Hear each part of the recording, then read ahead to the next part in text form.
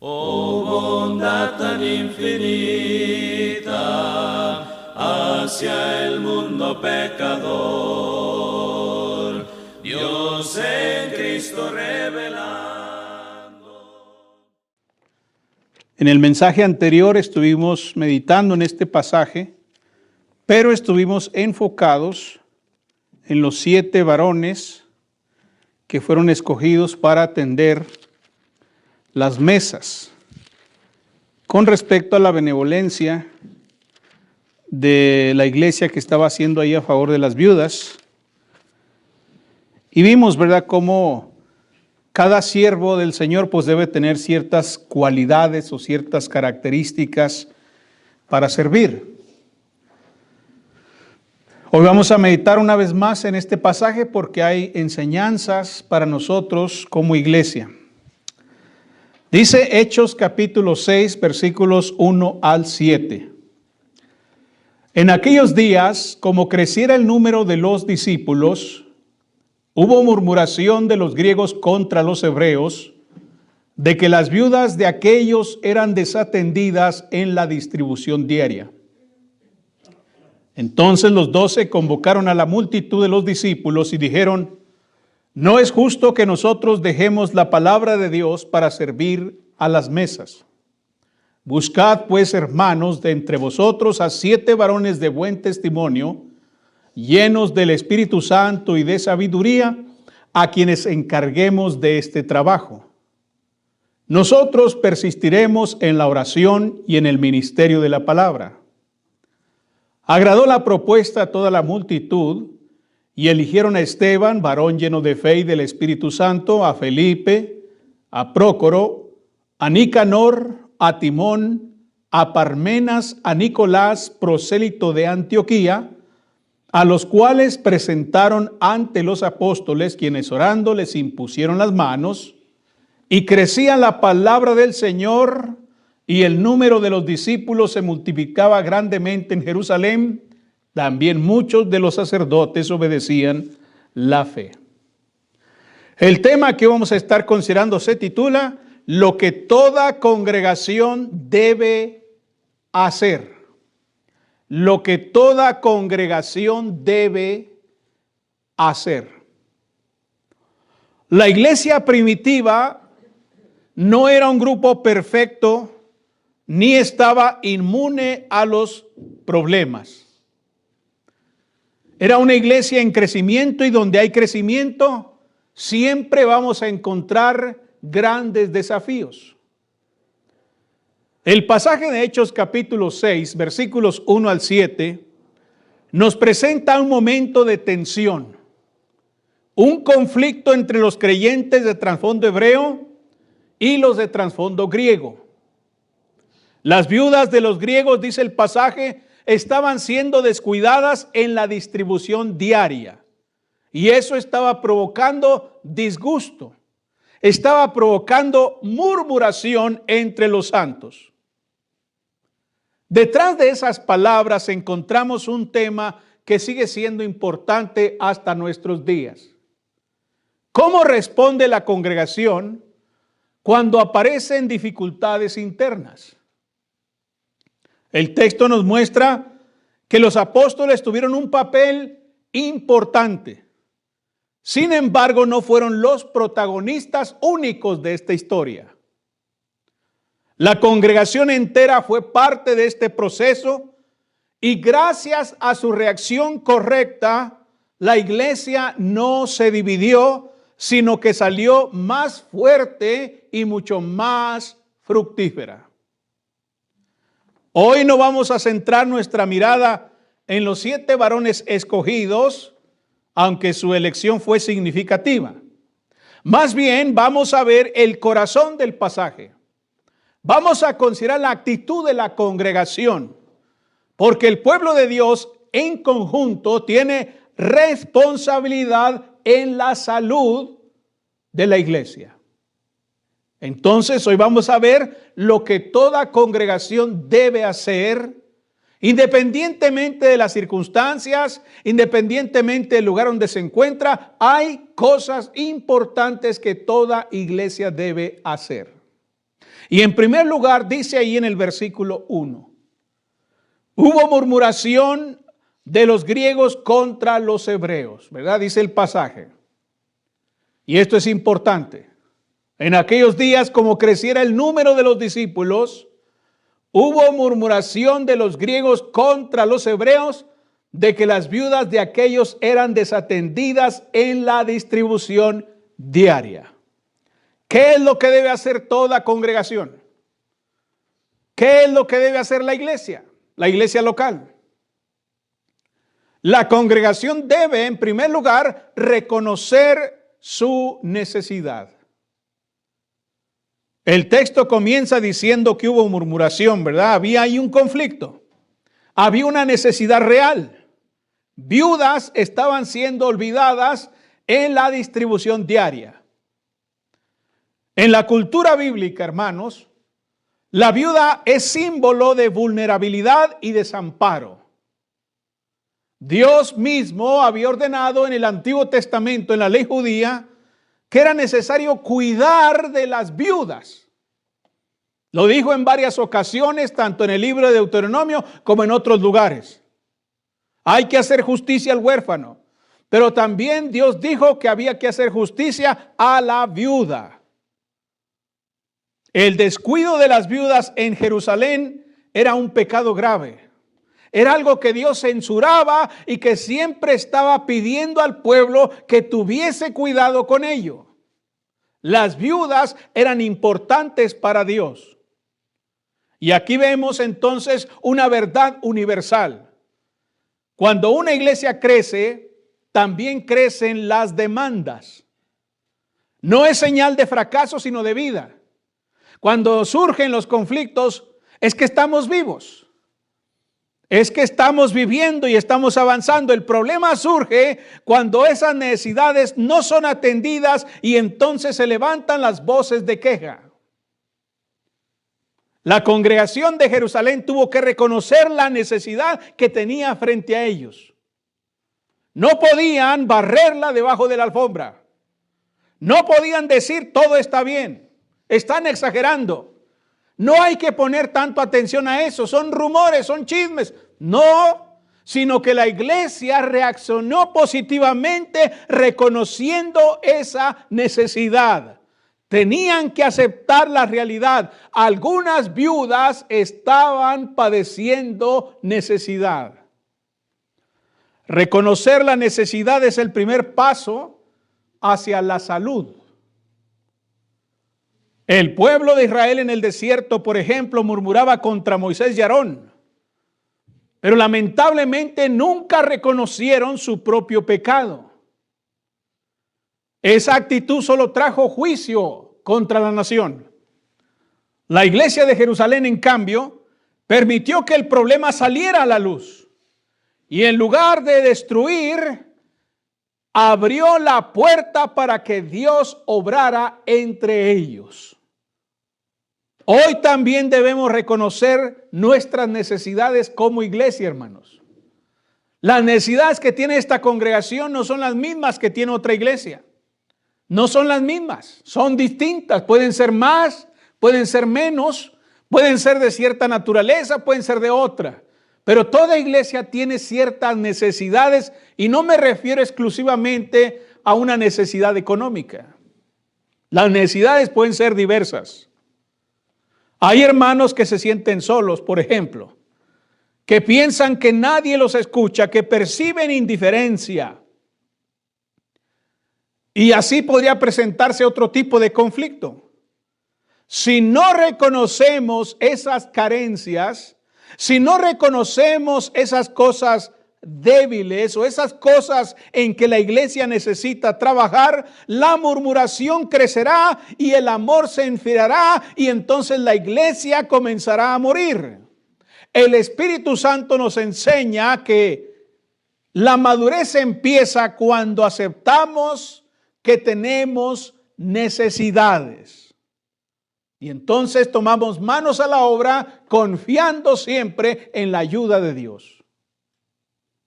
Entonces, ¿qué es lo que debe hacer toda congregación? Debe reconocer sus necesidades. En primer lugar, hay que identificarlas. No hay que ignorarlas. Hay que atenderlas.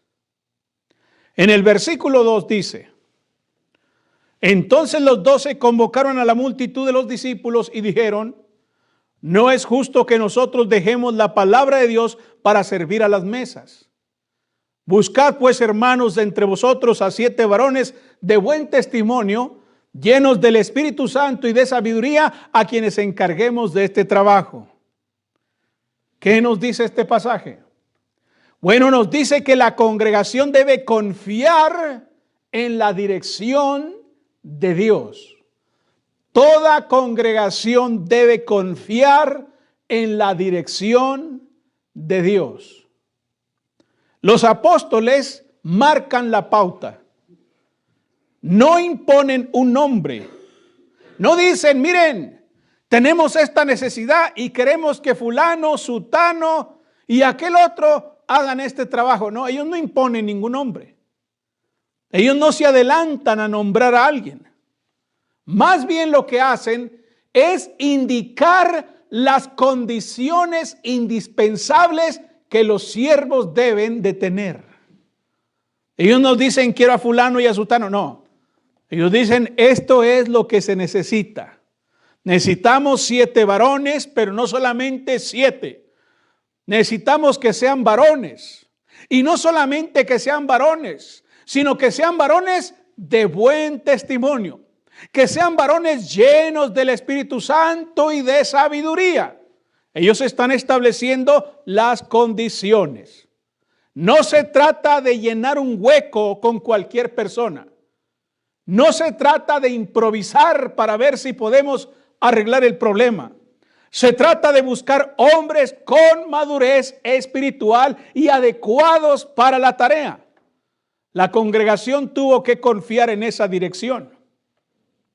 Tal vez algunos ahí podrían estar pensando: esta es buena oportunidad para que mi cuñado o para que mi hijo empiece a trabajar en la iglesia. No, ellos confiaron en la dirección que los apóstoles inspirados les estaban dando. Podrían haber dicho: no necesitamos que nos digan cómo escoger, nosotros lo haremos. Podrían haber dicho: nosotros nos encargamos. Podrían haber dicho los hermanos en la congregación: nosotros ya veremos cómo le hacemos. No. En lugar de eso, se sometieron al consejo apostólico. Hicieron exactamente lo que los apóstoles les estaban diciendo que hicieran. Y eso representa una lección para nosotros como iglesia. ¿Por qué? Porque la iglesia florece cuando confía en la dirección de Dios. La iglesia siempre va a triunfar cuando confía en la dirección de Dios. ¿Y dónde está la dirección de Dios? Bueno, aquí está, en su palabra. Aquí está la dirección de Dios. Hoy no tenemos apóstoles físicamente, ¿verdad? Aquí en esta congregación no hay apóstoles. Pero sí los tenemos a través de sus libros. Aquí está lo que enseña Pablo, lo que enseña el apóstol Pedro, lo que dice Mateo, lo que dice Lucas, lo que dice Juan. Hombres inspirados por Dios, profetas, santos hombres de Dios que escribieron siendo inspirados por el Espíritu Santo. Entonces tenemos la palabra profética más segura que puede existir. Entonces sí tenemos dirección. Lo que nos falta es confiar en esa dirección. Dice Jeremías capítulo 10 en el versículo 23: conozco, oh Jehová, que el hombre no es señor de su camino, ni del hombre que camina es el ordenar sus pasos. En las cosas de Dios no nos compete a nosotros tomar la decisión o las acciones que nosotros creamos correctas. Más bien tenemos que ir a buscar dirección en Dios. La congregación en Jerusalén entendió eso. No eran ellos quienes debían inventar la solución, era Dios quien les estaba dando el camino. ¿Qué hubiera pasado si la iglesia no hubiera tomado en cuenta lo que los apóstoles decían. Cuando los apóstoles dijeron, hey, busquen a 7 varones, y que la iglesia hubiera dicho, no, ¿qué 7? Pues queremos más. ¿Por qué limitar el servicio? ¿Por qué limitarnos? Vamos a abrir la puerta para los servidores, ¿verdad? Para el ejército de la fe. Queremos a 7 varones de buen testimonio. Bueno, eso es muy relativo. ¿Quién tiene buen testimonio? El hermano aquel sí ha hecho algunas cosillas malas, pero pues ya olvídense. Ya olvídense de eso, ya pasó. Y sí, él anda un poco mal todavía, pero pues no sean tan estrictos.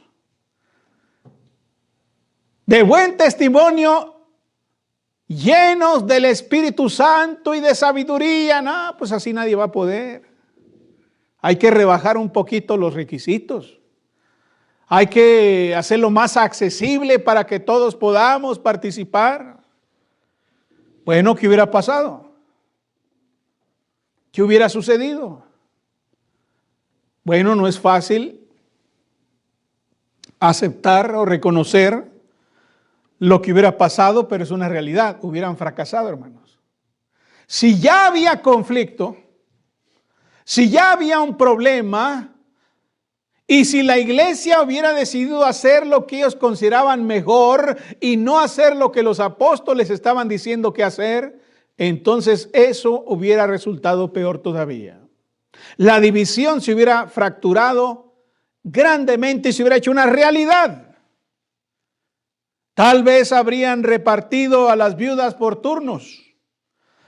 Tal vez hubieran dicho, bueno, lo que vamos a hacer es que vengan 5 viudas o 10 o 20 viudas por día y las demás espérense hasta que les toque. Vamos a hacer un rol.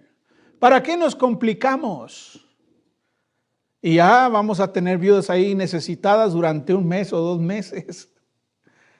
No, se tenía que hacer mejor como los apóstoles decían, porque eso hubiera provocado más murmuración, hubiera provocado más problemas. La dirección divina fue: busquen hombres espirituales. Y la iglesia confió en eso. La iglesia siguió ese camino, siguió esa dirección. Esa confianza los libró de caer en un pleito internamente. Les evitó, hermanos, que la iglesia se dividiera, que la iglesia se destruyera. Cuando la congregación confía en Dios, ya no hay necesidad de competencia de voces. Ya no hay necesidad de ver quién grita más fuerte. Ya no hay necesidad de ver quién es más valiente o quién tiene más autoridad o quién tiene cierta reputación. No. Eso se acaba. Porque cuando confiamos en la dirección de Dios, reina el orden. Reina la armonía. Como dijo el salmista, ahí en el Salmo 37:5. Encomienda a Jehová tu camino y confía en Él, y Él hará. Cuando nosotros confiamos en el camino de Dios, entonces Él obrará. Y ese fue el camino que Jerusalén quiso seguir. Ahora bien, en el versículo 5, dice el pasaje, Hechos 6:5. Agradó la propuesta a toda la multitud. Hasta ahí. Agradó la propuesta a toda la multitud. Vean eso. ¿Qué es lo que toda iglesia debe hacer? ¿Qué es lo que la congregación debe hacer? Bueno, la congregación debe someterse a la voluntad del Señor. La congregación debe someterse a la voluntad del Señor.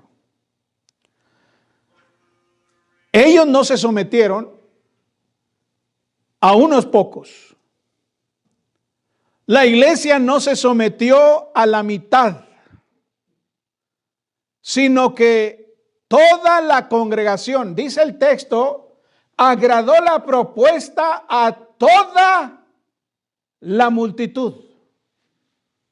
Todos quedaron convencidos de hacer lo que Dios decía. Esa frase nos habla de un sometimiento, de una sujeción gozosa a la voluntad del Señor. Ellos entendieron que esa era la voluntad de Dios y la abrazaron.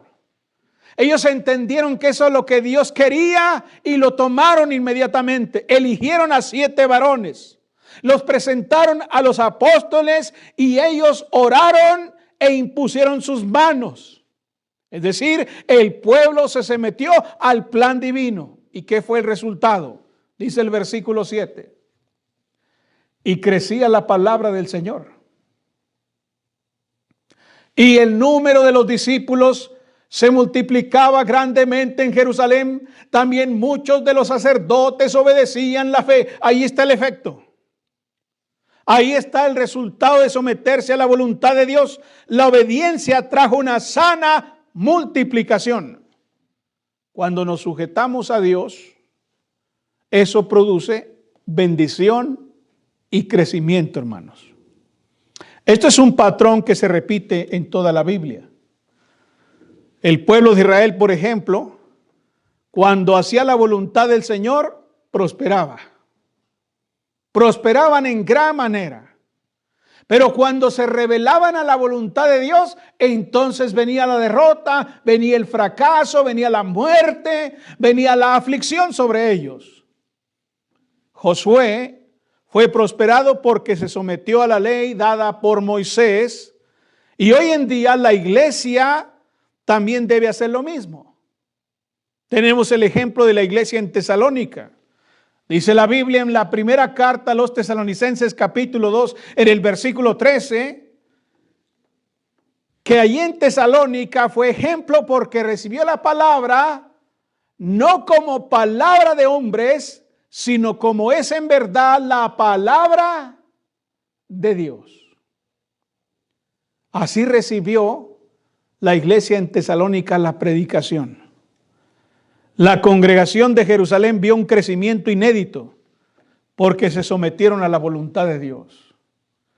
A veces, hermanos, las iglesias se deterioran, se debilitan, porque cuando estaban grandes y fuertes, no se sometieron a la voluntad de Dios.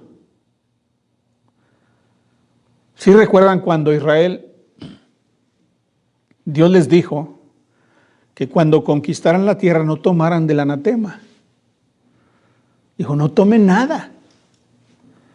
Y una familia se le ocurrió ¿qué? Tomar. Se les hizo fácil. Y agarraron y lo escondieron en la tienda. Aquí nadie se va a dar cuenta. Y comenzó, ¿qué cosa? La desgracia, hermanos. Ya no hallaban por dónde. Hasta que van a Dios y dicen, Señor, pues, ¿qué está pasando? Si estamos haciendo tu voluntad, estamos haciendo lo que nos mandaste. Y Dios dice, no, porque yo les dije que no tomaran del anatema. Y pues se sorprendieron los fieles, ¿verdad? Los fieles decían, pero pues ¿quién ha agarrado? Y resulta que sí había alguien que tenía el anatema guardado en su casa. Vean cómo en la congregación de Israel una sola familia trajo la desgracia sobre la nación entera. Y a veces en las iglesias pasa lo mismo, hermanos. Cuando se tolera el pecado de uno, cuando se tolera la indisciplina de otro, cuando alguien no anda conforme a la voluntad del Señor, entonces tarde o temprano la iglesia va a sufrir las consecuencias. Y eso resulta de manera inversa. Porque cuando el pueblo de Dios o la iglesia tienen esa actitud de obedecer la voluntad de Dios, entonces hay bendición. Muchas iglesias fracasan no por falta de recursos, sino por su rebeldía, por no sujetarse a la voluntad de Dios. El orgullo, la obstinación, las murmuraciones destruyen lo que Dios quiere edificar. Pero si como congregación nos rendimos a Cristo, su obra va a ser prosperada porque Dios quiere que su obra prospere. El plan de la iglesia no es plan nuestro. La iglesia no es un diseño nuestro. La iglesia es un diseño divino y Dios quiere que la iglesia prospere. Dios no quiere que la iglesia fracase. Dios no quiere que la iglesia deje de ser. Dios quiere que la iglesia prospere. Entonces, ¿por qué no prospera? Bueno, no es por parte de Dios. No es porque Dios se quedó dormido. No es porque Dios no cumple con su palabra. No es porque Dios no tenga poder. Hermanos, Dios tiene poder. Dios tiene palabra. Dios siempre está alerta, siempre está activo. Entonces, ¿qué pasa? Algo está pasando, hermanos. Y andamos locos, ¿eh? Como Israel. Pues, ¿quién tiene el anatema? Bueno, cuando como individuos no somos fieles, no nos sujetamos a la voluntad de Dios, traemos desgracia a la congregación. Hechos capítulo 6 no es solo una historia de 7 varones escogidos. Es la historia de una congregación que supo enfrentar un conflicto con fe. Ellos, ¿qué hicieron? Lo que toda congregación debe hacer. Ellos reconocieron su necesidad, confiaron en la dirección de Dios y se sometieron a la voluntad del Señor. Esa es la receta para que una iglesia no fracase, para que una iglesia se recupere, para que una iglesia no se divida, sino que se multiplique, que sea de bendición. Hoy se nos llama a imitar a aquella congregación entonces. No podemos tapar el sol con un dedo cuando hay necesidades, no se puede. No podemos confiar en nuestra propia sabiduría cuando tenemos la palabra de Dios delante de nosotros. No podemos resistirnos al plan divino cuando Cristo es la cabeza de la iglesia. Entonces la exhortación es clara, hermanos. Examinemos nuestro corazón como miembros de la congregación. Cada corazón debe ser examinado. Si no lo examina usted, déjeme decirle que Dios sí lo examina. Si no lo examina usted, Dios sí lo va a examinar. Él conoce todo de nosotros, así que examine su corazón. Pregúntese, ¿estoy reconociendo las necesidades de mis hermanos en Cristo en esta congregación? ¿O estoy cerrando los ojos? ¿Estoy siendo egoísta? ¿Estoy buscando mis propios intereses? ¿Estoy buscando mi propia comodidad y estabilidad? ¿Estamos confiando en la palabra del Señor, en su dirección? ¿O estamos siguiendo direcciones humanas? Estamos siguiendo la dirección de nuestro corazón. Lo correcto es seguir la dirección de Dios, porque el corazón es engañoso. ¿Nos sometemos con alegría a la voluntad de Cristo? ¿O estamos resistiendo con murmuración? Si seguimos el ejemplo de la iglesia en Jerusalén, vamos a ver lo que ellos vieron. Si nos sometemos a Dios, si aceptamos su dirección, si reconocemos la necesidad, vamos a ver que la palabra del Señor crece. Y crecía la palabra del Señor y el número de los discípulos se multiplicaba grandemente. Que Dios nos conceda ser una congregación humilde, una congregación confiada y obediente al Señor. ¿Para qué? Para que su gloria se manifieste en nosotros y el evangelio siga alcanzando a los perdidos. Puestos de pie, hermanos. Vamos a cantar un himno. Oh bondad tan infinita, hacia el mundo pecador. La Iglesia de Cristo en Rivera Luna le invita a sus actividades los domingos a las 10 de la mañana. Estamos ubicados en el número 3331, esquina con Rivera y Luna, en El Paso, Texas, 79905. Todos serán bienvenidos. De salud, solo en él hallaré la divina